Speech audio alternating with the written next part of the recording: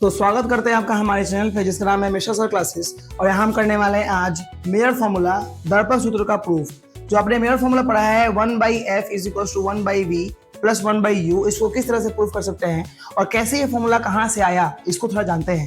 काफी बच्चों को ये चीज पता नहीं होती है, लेकिन आपको जानना बहुत ज्यादा जरूरी है क्योंकि इससे क्वेश्चन एग्जाम में भर भर के पूछे जाते हैं। सबसे पहले आप जान लीजिए कि जो मिरर फॉर्मूला है ये आपका कॉनकेव और कॉन्वेक्स दोनों मिरर के लिए यूज होता है। मतलब कि वो उत्तल दर्पण हो चाहे वो अवतल दर्पण हो, ये दोनों के लिए क्या होता है, उसका यूज किया जाता है। तो सबसे पहले जानते हैं कि इसको प्रूफ कैसे कर सकते हैं। तो मैंने आपके सामने क्या किया है, एक बार कॉनकेव मिरर ले लिया है और मैंने कॉनकेव मिरर लेकर इसको प्रूफ करने की कोशिश करता हूँ।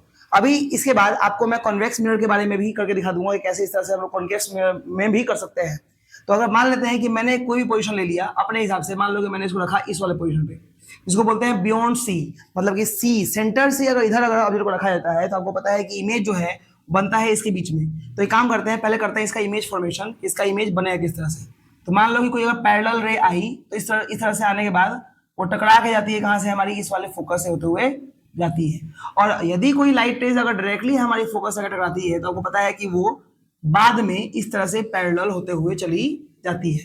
तो अगर इस तरह से मैं इसका इमेज फॉर्मेशन करता हूँ और ये दोनों लाइट रेज आके जहां मिली, आपको पता है कि हमारा इमेज फॉर्मेशन कहाँ हुआ, यही हुआ।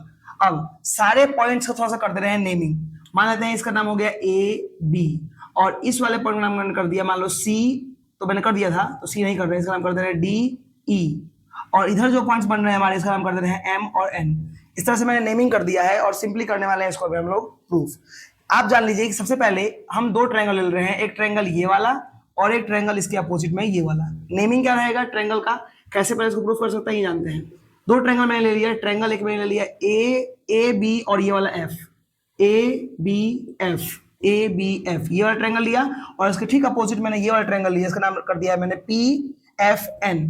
कौन सा ट्रायंगल, पी एफ एन। ये दो ट्रायंगल को लेकर आपको क्या करना है, पहले सिमिलर प्रूफ करना है। सिमिलर तो कैसे कर सकते हैं इसको ध्यान समझिए। अगर मान लीजिए आपको कोई बोले कि इसमें जो एंगल बन रहा है B D F, B A F, B D F नहीं, बी ए एफ जो एंगल बन रहा है ये वाला, और इस वाले ट्रायंगल में जो हमारा ये वाला एंगल बन रहा है पोल के साथ, मतलब कि एंगल एफ पी एन, ये दोनों बन रहे हैं हमारे 90 डिग्री। एक ट्रायंगल में दो एंगल क्या हो गया, 90 बनने के कारण क्या हो गया, हमारा राइट एंगल ट्रायंगल बन गया। उसी प्रकार से आप देख सकते हैं कि जो हमारा ये वाला एंगल बनेगा ऊपर वाला, उसका नेमिंग थोड़ा कर दे रहे हैं हम, एंगल ए एफ बी, जो हमारा ये वाला एंगल है ये वाला, और इस तरफ से जो हमारा ये वाला एंगल बनेगा एंगल पी एफ एन। ये दोनों एंगल आपस में क्या होंगे, इक्वल होंगे, और ये इक्वल होंगे वर्टिकली अपोजिट एंगल से, VOA। वर्टिकली अपोजिट एंगल से ये दोनों एंगल क्या हो गए, इक्वल हो गए। अब जैसे इन दो ट्रायंगल के अंदर ये दो एंगल मैंने इक्वल कर दिए, तो तीसरा एंगल ABF और जो इधर से एंगल बनेगा हमारा, मतलब कौन सा, FNP, ये एंगल हो जाएंगे इक्वल, क्योंकि हमें पता है कि टू ट्रायंगल्स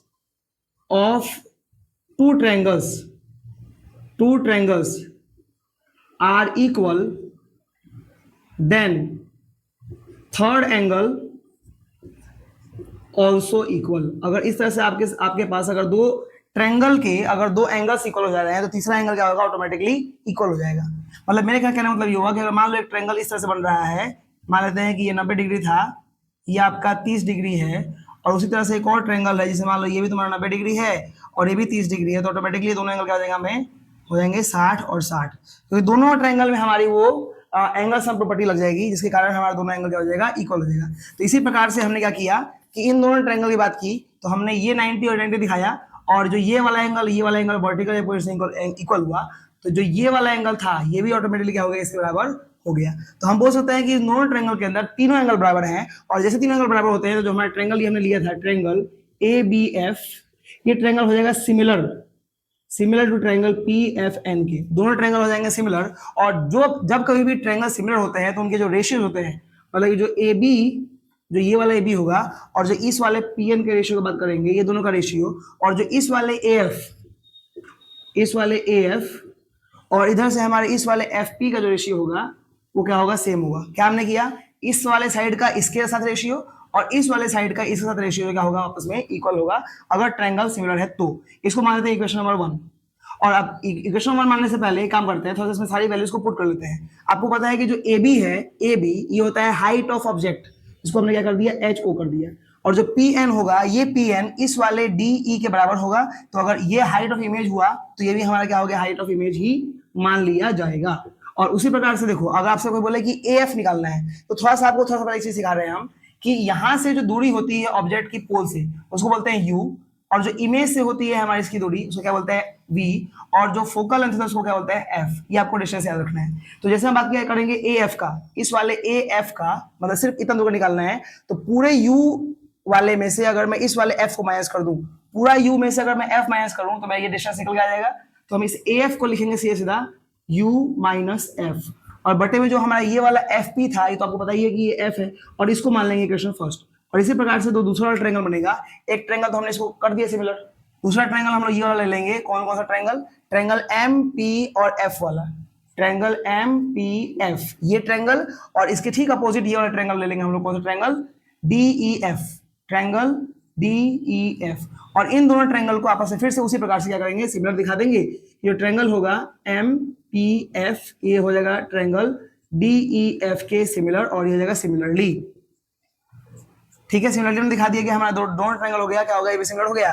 तो कहीं ना कहीं जो इधर रेशियो होगा हमारा इस वाले एमपी का और इधर वाले इस वाले डीई का, इसका रेशियो, और जो इसके साइड्स का रेशियो होगा, मतलब कहने मतलब कि ये जो मेरा होगा पी एफ, और जो इस वाले में होगा मेरा डी एफ, ये दोनों भी रेशियो भी क्या होंगे, आपस में बराबर होंगे। और जैसे इसकी वैल्यूज को हम लोग पुट करेंगे, आपस में सॉल्व करने की कोशिश करेंगे, तो एम पी की जो वैल्यू होगी वो हाइट ऑफ ऑब्जेक्ट के बराबर है, तो इसको भी क्या लिखेंगे हम लोग, एच ओ लिख लेंगे।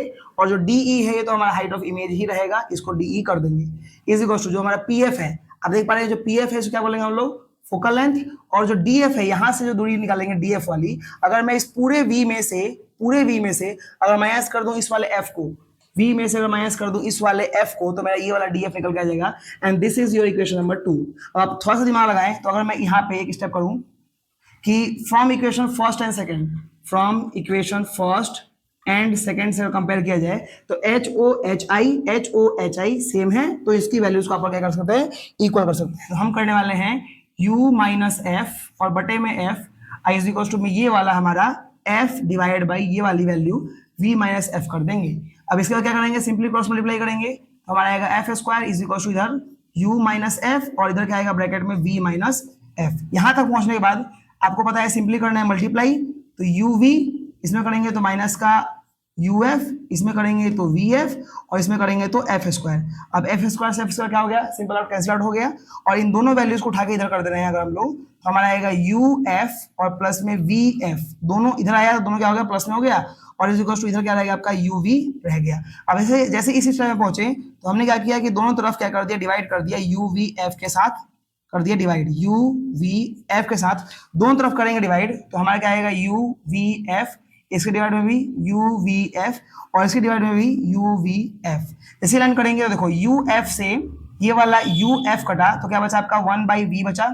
यहाँ पे vf से vf कटा, तो आपका 1/u बचा, और इधर आपका देखो uv से uv कटा, तो आपका 1/f आ गया। तो अब देख पा रहे हैं कि आपका मिरर फॉर्मूला प्रूफ हो गया यहाँ पे कि 1/f जो होता है वो 1/v प्लस 1/u होता है। तो आशा करते हैं कि ये मिरर फॉर्मूला इस कॉनकेव मिरर के इस पोजीशन पे आपको समझ में आया होगा। वैसे ही कॉनकेव मिरर की जो फॉर्मूला होता है, जो मिरर फॉर्मूला, इसको हम लोग इसके डिफरेंट पोजीशन पे प्रूफ कर सकते हैं, और साथ ही हम लोग कॉन्वेक्स मिरर लेके भी प्रूफ कर सकते हैं। आशा करते हैं कि आपको इस वीडियो में कुछ समझ में आया होगा कैसे इसको प्रूफ कर सकते हैं। आपको अगर उन सारे पोजिशन, अलग अलग पोजिशन पे और कॉन्वेक्स मिरर पे प्रूफ करना अगर आपको चाहिए उसका वीडियो, तो इस वीडियो के कमेंट सेक्शन में आप कमेंट कर दीजिए पार्ट 2, इसके लिए हम ला देंगे कि कैसे उसको प्रूफ कर सकते हैं। तब तक के लिए आपको अगर वीडियो अच्छा लगा हो तो वीडियो को लाइक कीजिए, इस चैनल को सब्सक्राइब कीजिए, और इस वीडियो को अपने दोस्तों के पास शेयर करना ना भूलें।